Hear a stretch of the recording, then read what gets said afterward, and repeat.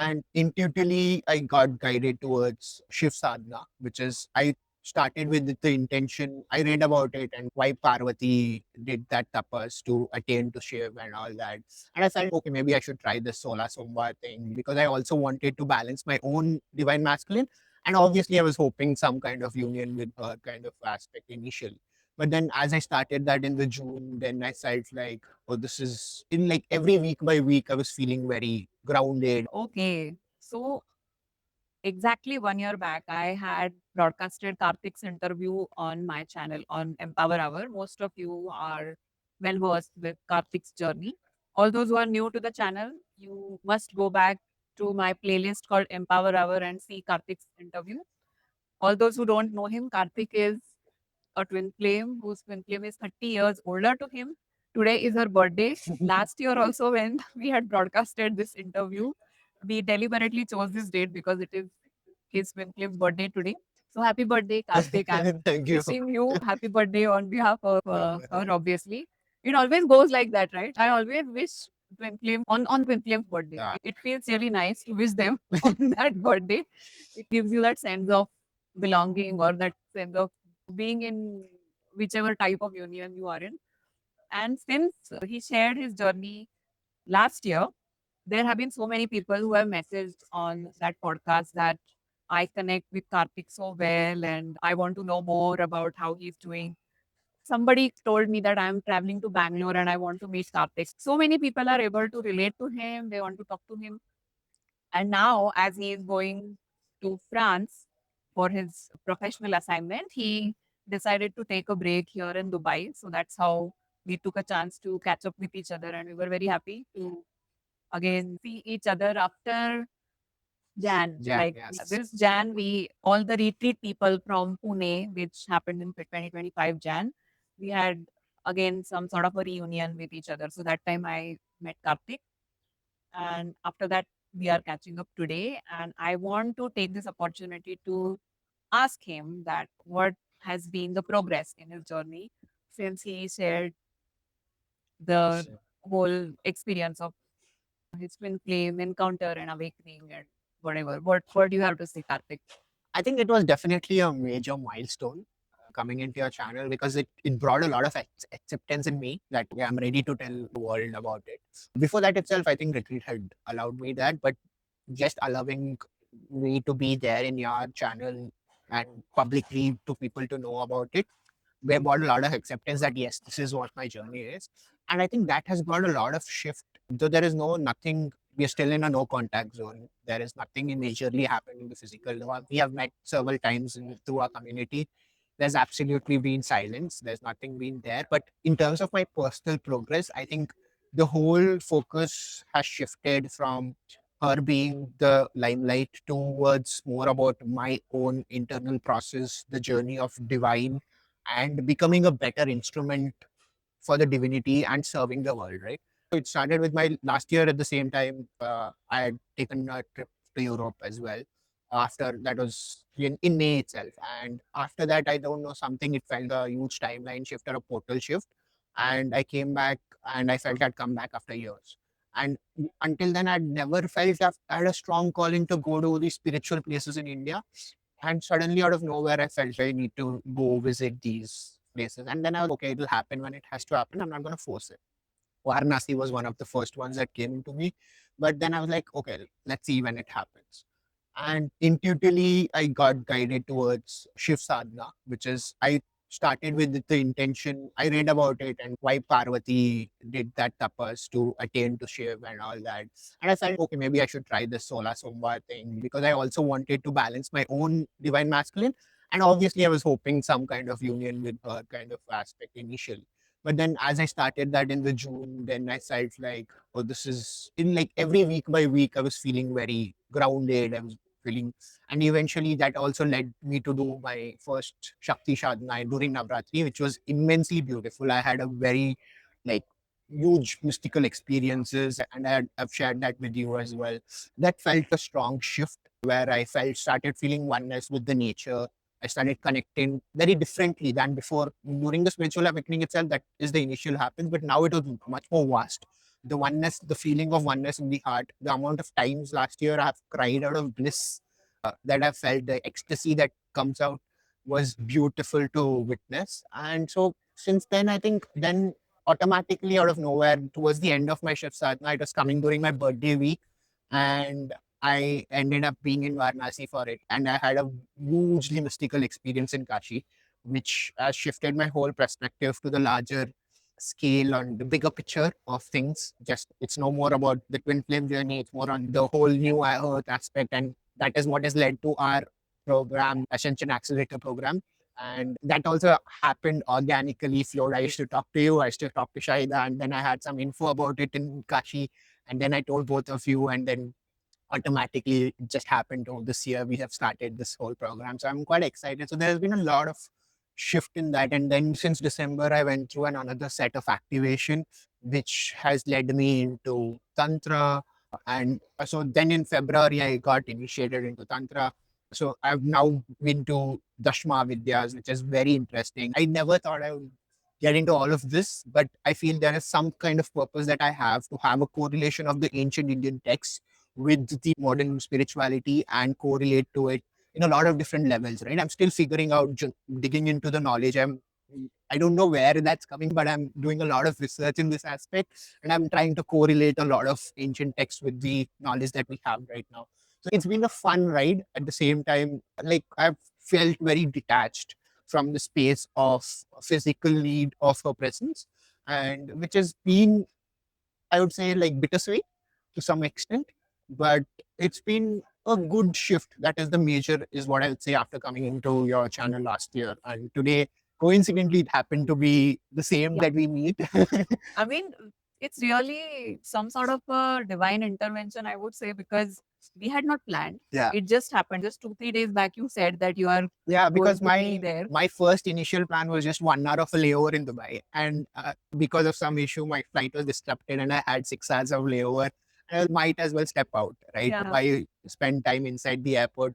Might as well meet you and step out, and it happened to be on the same day. Yes, So absolutely. I take it as a, and somewhere I also feel that it is connected to what we are doing, yeah, because there is a very huge, I always believe that if you're supposed to connect physically with whatever integration or what the way we exactly do with our twin flame, some connection physically will take place.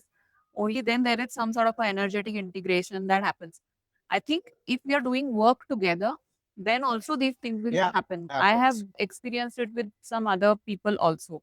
So we connecting together here, or you connecting with Shahida in Bangalore. Saida also is at this particular point in her twin flame journey that she overcame that need of having the physical presence or that Yeah, craving, craving. longing kind of a state. She's over that.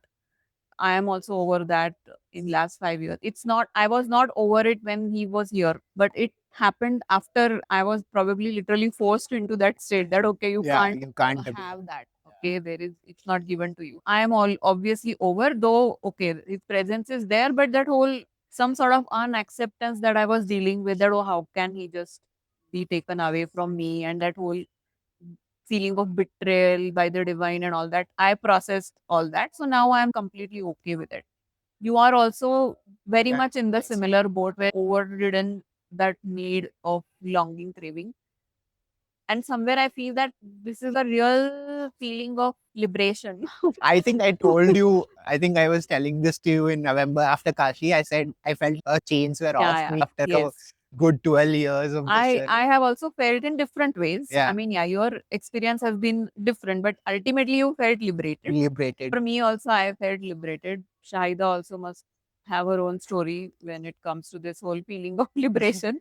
And that doesn't make our twin flame experience any less or Yeah. any small or any irrelevant kind of thing. It does hold a lot of great significance in where we stand in our life or in our journey.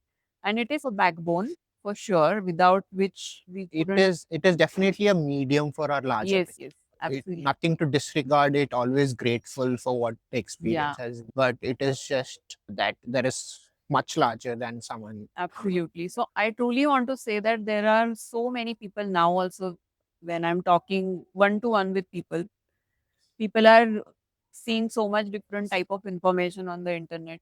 so much obsession of union, so much obsession of getting them back, psychic readings, tarot. Okay, I'm not against those things because, okay, that's also a phase, right? You have to go through those This phases is to true.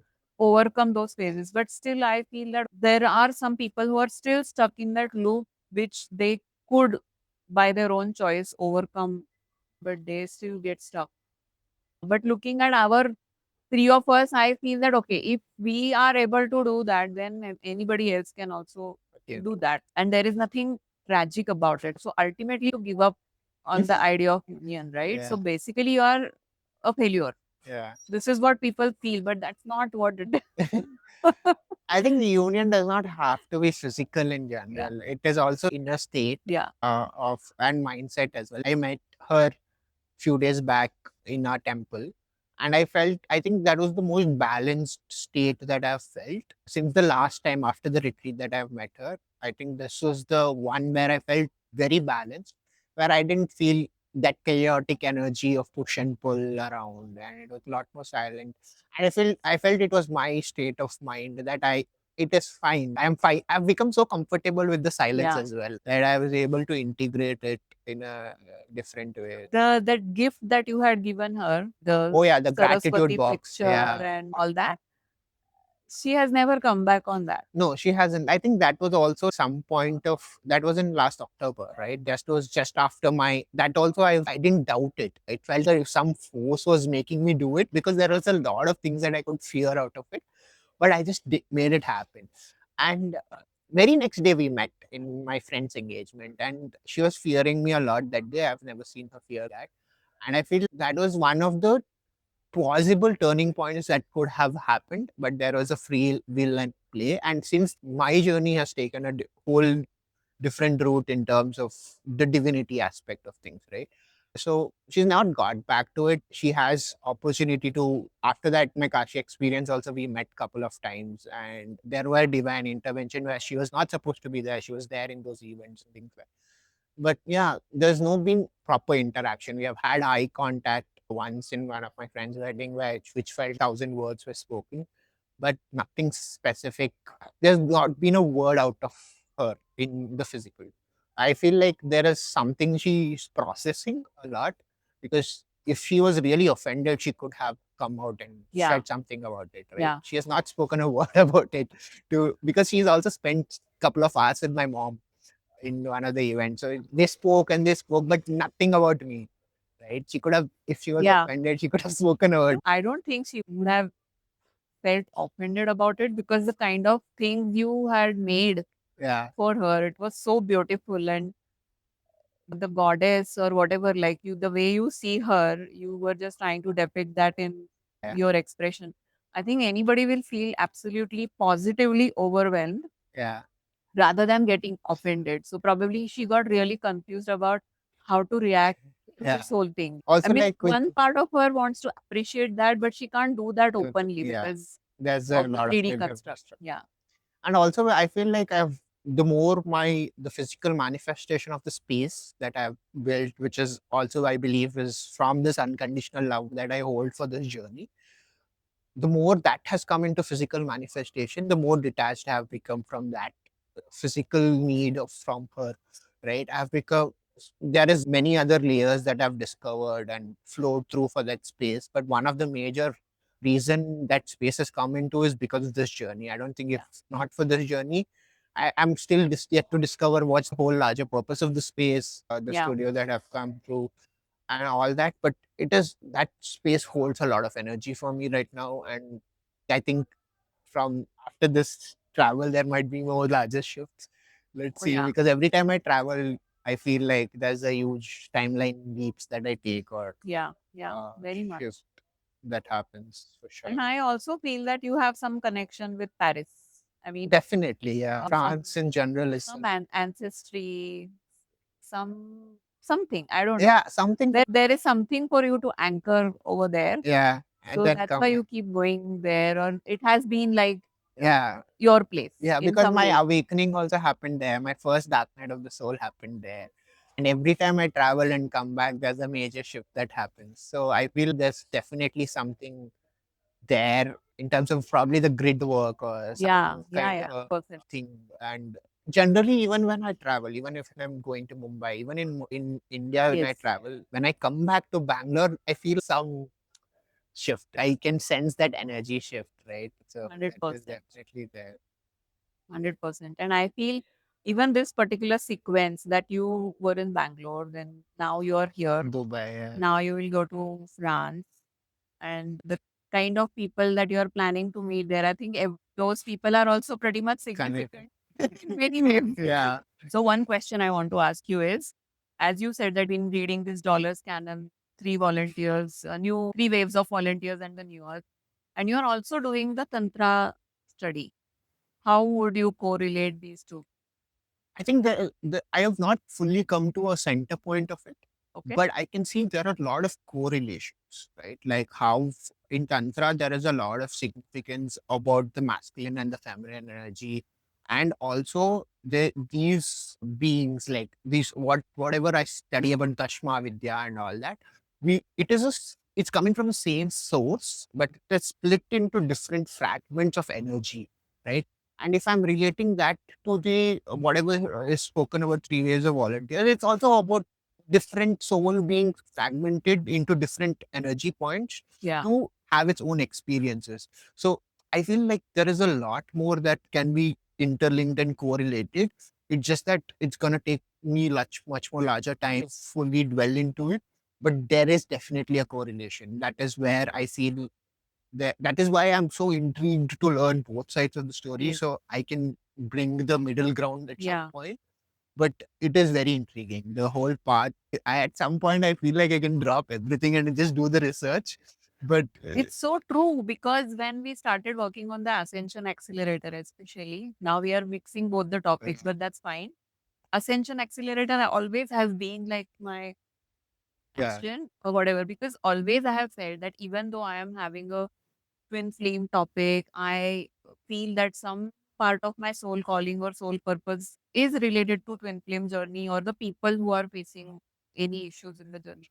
That's there. But somewhere intuitively, I also feel that is just like a stopping, yeah, like a juncture. It's not like a destination. Destination is something else. I don't have any clue about what that destination is. yeah, But this is one of the major milestone or a juncture where I'm talking about a twin flame experience or a twin flame journey and connected to so many who are going through the same experience.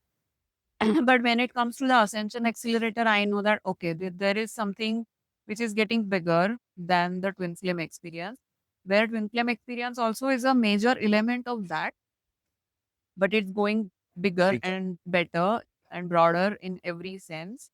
And then I can start connecting the dots with our ancient Indian texts, our Vedas, our different teachings, or the new age authors, channelers, star seeds, UFO disclosure. So there is so much which is getting into one melting melting pot, pot. Yeah, right? yeah, And I feel very excited about it. Like, yeah, okay, whatever I have been going through, it's not random. Whatever milestone I have got into my life, there is some meaning and it is taking me somewhere. yeah. And it becomes more exciting because I don't know where it is taking me, Yeah. but I just know that there is something. Yeah, I So, agree because see, Tantra and Vedas have been there, but yeah, it wasn't. It was underneath for so long. yeah, What is the odds? It's not definitely not a coincidence that people are starting to talk about extraterrestrial, sacred geometry, yeah, and all that. And the same time, people have started doing a lot of sadhana. yes, General people are talking yes, about Tantra, Vedas. All of a sudden, both information coming together is yeah, not a coincidence. It's definitely an energy shift and is the yes, need of the hour. yes, That is what I feel like. Even with our logo, the sacred geometry, I relate that in the Tantra or the Vedas yes, as well. yes, There are a lot of Tantra is all about sacred geometry. yeah, The Sri Yantra, yes, they have the concept of Indra's net, which talks about multiple universes, and even in the Vishnu things, there is a lot of things that is correlated. yeah, It is just that there is proper middle ground that has not been completely there because it's so vast and deep. But I think there is so much possible, and these ancient texts definitely have a lot. Not just Indian ancient texts, the Egyptian ancient texts, the Cambodian temples, how they yeah, have structured. There's also some extent to the Roman and the Greek. all these ancient texts, even then back then they didn't have communicative roles, they have correlation around them in terms of these informations that is coming out late. Yeah, absolutely. I completely agree.